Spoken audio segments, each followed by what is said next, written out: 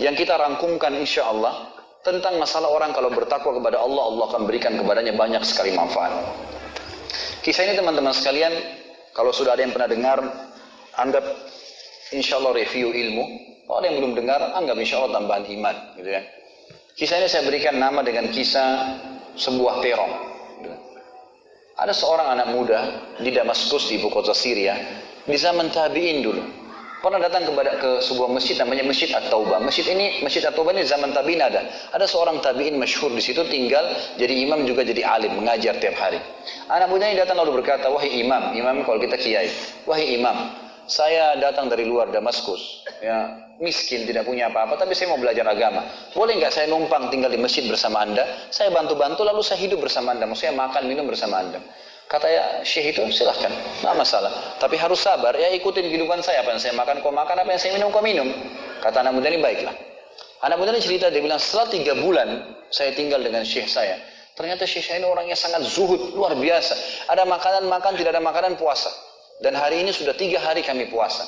Buka puasa sahur dengan sebutir kurma segelas air, buka puasa juga begitu. Tapi ini sudah hari ketiga, syekh saya masih kuat, saya sudah tidak kuat lagi, dia bilang. Saking tidak kuatnya saya bungkukkan punggung saya, menekan perut saya supaya lapar saya hilang. Dalam keadaan begitu, syaitan datang menggacaukan pikiran saya sambil berkata, "Wahai anak muda," di benak saya terlintas, "sekarang sudah halal buat kau mencuri makanan. Kalau kau tidak curi makanan, kau mau makan dari mana? Akan mati kelaparan. Minta sama gurumu, gurumu nggak punya. Minta-minta sama orang, gurumu larang minta-minta sama orang. Sekarang kau curi makanan sepotong roti, yang penting tidak mati kelaparan." Dia bilang, dalam kondisi saya berkecamuk pikiran syaitan begitu, saya berpikir mencuri makanan di rumah di sebelah masjid.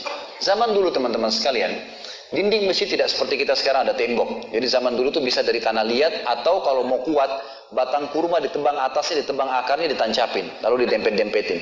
Jadi dinding yang kuat. Dan rumah orang sama masjid berdempetan dindingnya. Dia naiklah di masjid, dari belakang masjid dia naik mau mencuri makanan. Di rumah yang pertama dia mau masuk mencuri di sebelah masjid, itu dia lihat ada 3 perempuan yang tidak tutup auratnya, lagi nenun kulit domba. Dia alihkan pandangannya karena dia tahu yang bukan mahramnya haram untuk melihatnya. Dan itu bukan tujuannya, dia ingin cari makanan. Dia pindah ke rumah kedua. Waktu dia pindah ke rumah kedua, dia lihat dari atas rumah, karena pakai pelapa-pelapa kurma, jadi kelihatan nggak ada orang, tapi ada bau masakan. Kena laparnya dia turun ke dalam, dia masuk ke dapur, ditemukan ada panci yang lagi dipakai masak dengan kayu bakar. Di dalamnya ada, waktu dia buka, air yang sedang direbus 2 buah terong yang sudah matang. Karena lapar sekali, diambil sama dia terong 1 lalu digigit. Sementara dia kunyah teman-teman sekalian, dia bilang, dia ceritakan nantinya, waktu saya sebentar kunyah dan sangat lapar, saya sudah buru-buru ingin menelannya, tapi tiba-tiba muncul ketakwaan saya pada Allah. Muncul ketakutan saya pada Allah, kepatuhan saya sama Allah. Lalu saya berkata dengan diri saya, subhanallah, syaitan berhasil membuat saya melakukan 3 dosa sekaligus. Yang pertama, masuk rumah orang tanpa izin, dosa. Yang kedua, mencuri, mengambil terong itu. Dan yang ketiga, saya sedang memakan makanan yang haram. 3 dosa sekaligus. Maka dia bilang, tidak mungkin Allah membuat saya mati kelaparan karena meninggalkan yang haram. Karena Nabinya Muhammad SAW sudah bersabda, "Man taraka sya'ni la abdalahu khairan min." Siapa yang meninggalkan sesuatu karena Allah, Allah akan gantikan yang lebih baik darinya. Lalu saya lempar gumpalan makanan terong itu ke lantai dapur tersebut, lalu saya kembali ke masjid. Dan masih ada pengajian, saya tidak bisa tangkap apa yang sedang dibahas karena laparnya. Waktu bubar pengajian, dia bilang, guru saya duduk di kursinya, saya pun duduk di tiang salah satu masjid. Ada satu orang tua di belakang masjid. Lalu masuklah seorang wanita dari pintu masjid bercadar, berbicara dengan guru saya sambil guru saya menundukkan pandangannya. Setelah itu guru saya mengangkat kepalanya lalu melihat ke arah saya dan memanggil, "Kesinilah muridku." Datanglah saya, kata anak muda ini. Lalu ditanya oleh guru saya, "Apa kau sudah menikah?" Dijawab oleh muridnya, "Belum." Lalu ditanya 2 kali, "Apa kau ingin menikah?" Dia tidak jawab. "Apa kau ingin menikah?" Tidak jawab. Sampai 3 kali, "Apa kau ingin menikah?" Dia tidak jawab. Lalu kata anak muda ini, "Wahai imam, wahai syekh, ya guru saya setelah Allah subhanahu wa ta'ala, hidup saya bergantung pada anda. Apa yang anda makan, saya makan. Apa yang anda minum, saya minum. Sekarang sudah 3 hari kita punya makanan dan minuman, puasa. Dan saya sangat lapar. Kalau saya nikah, saya mau beri makan dari mana istri saya?" Lalu kata syekhnya, "Ini perempuan di sebelah saya yang bercadar baru selesai masa iddah meninggal suaminya 4 bulan 10 hari. Dan dia ditinggalkan harta yang cukup, dia masih muda, dia takut fitnah. Dia ingin saya carikan jodoh, saya anggap kamu cocok. Kamu mau?" Dia bilang iya. Tanya perempuan, "Kamu mau?" Dia bilang iya. Syekhnya keluarin kendi dari kamar, dikasihkan jadi mahar, panggil walinya perempuan, panggil 2 saksi, kalimat akad, selesai. Hitungan menit nih.